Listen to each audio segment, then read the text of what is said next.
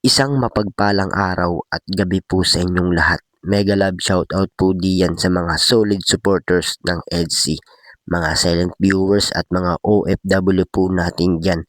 Kumusta po kayo?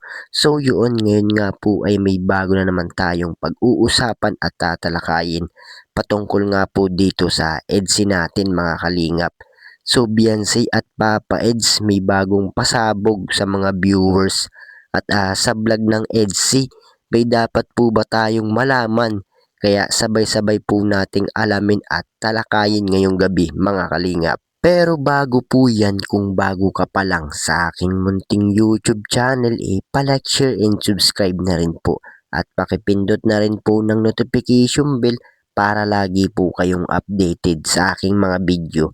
At paalala din po, bago po tayo magbigay ng ating mga opinion at komento, tapusin po muna natin ang kabuuan ng video para alam po natin ang ating i-comment mga kalingap. At gaya nga po ng lagi kong sinasabi sa inyo na suportahan po natin ang mag-ama na matubang at alam naman po natin na napakaganda ng kanilang pinapakita. Mga pagbibigay saya at tulong sa ating mga kababayan. Suportahan po natin at i-marathon mga kalingap nang sa ganun marami pa po sila matulungan, lalong lalo na po dyan yung ating mga kababayan na hirap at kapos sa pangangailangan. At syempre, ganun din naman po ang kanilang may bahay na si Ate Edna Vlogs at Jackie Tapia.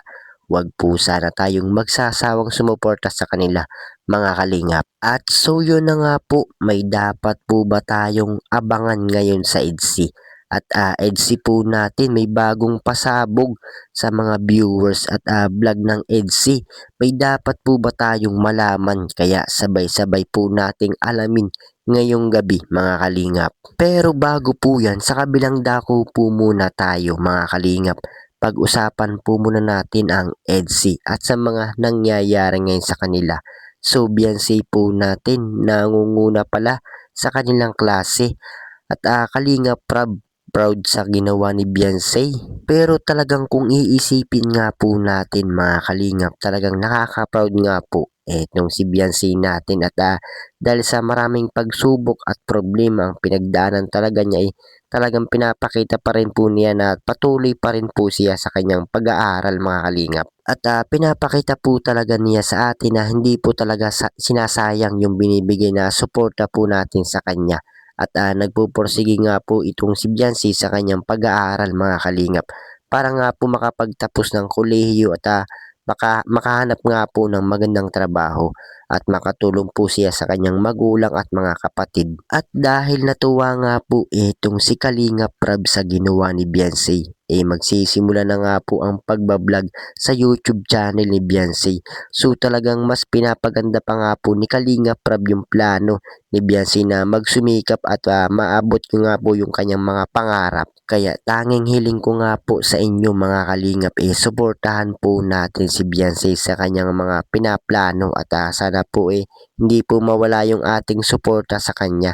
At alam naman po natin na talagang nagsusumikap nga po itong si Beyonce natin na para nga po sa kanyang mga kinabukasan mga kalingap. So maiba tayo mga kalingap pero tanong ng marami lalo na po dyan yung mga viewers gaano daw kahalaga itong si Beyonce kay Papa Eds.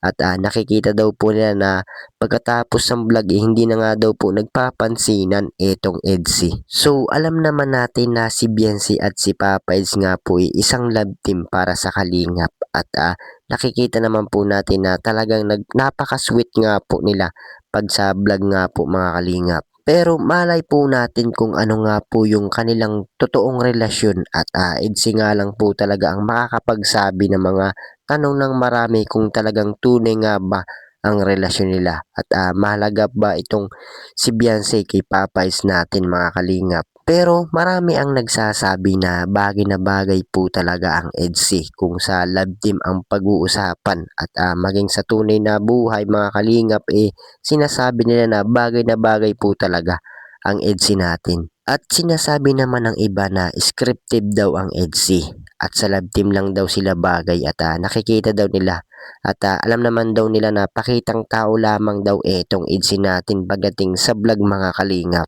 Pero mga kalingap, nakikita naman po natin sa vlog ni Kalingap Prab at si Kalingap Prab nga rin po ang nagsabi na EDSI lamang daw po ang tunay na love team niya at pinapakita din naman po ng EDSI sa atin, di ba mga kalingap? So kayo po, yung mga solid supporters ng EDSI dyan, ano po yung masasabi nyo patungkol nga po sa pinapakita ng EDSI? At scripted po ba or tunay ba ang pinapakita ng EDSI? So ano po yung masasabi nyo mga kalingap? Pero para sa akin, wala naman po tayong basehan kung ano po yung pagkatao ng EDSI at kung ano po sila. At sa atin lamang po kung ano nga lang po yung pinapakita ng EDSI, iyon lamang po ang ating paniwalaan mga kalingap. At mahirap naman po kung tayo ang manghuhula ng nararamdaman ng iba. 'Di ba mga kalingap? At so yun, balik na nga po tayo dito sa ating topic ngayong gabi. Patungkol nga po dito sa EDSI natin mga kalingap. So Beyonce at Papa Eds may bagong pasabog sa mga viewers at vlog ng EDSI. May dapat po ba tayong malaman patungkol sa kanilang relasyon?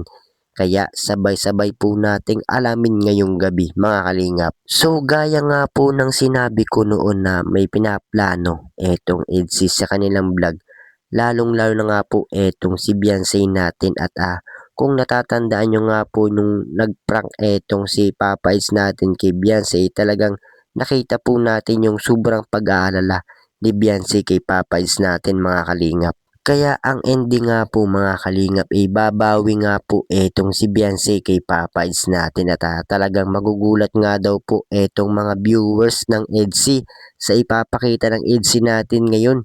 So talagang kaabang-abang na naman po ito para sa EDSI natin mga kalingap. So kung natatandaan nyo nga po yung nag-prank etong si Papa Eds kay Beyonce, nakita po natin yung labis na pag-aalala ni Beyonce kay Papa Eds at doon na nga po mga kalingap, naramdaman po natin na may nabubuong relasyon sa EDSI natin. Kaya sinasabi nga po ng iba na pakitang tao daw etong EDSI at scripted daw.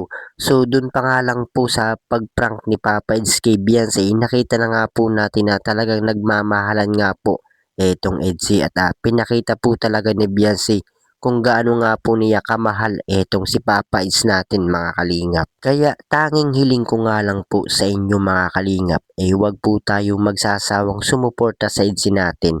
Lalong-lalo na nga po dito kay Beyonce natin na sa bagong channel nga po niya mga kalingap, suportahan po natin nang sa ganun matupad pa nga po niya ang kanyang mga pangarap.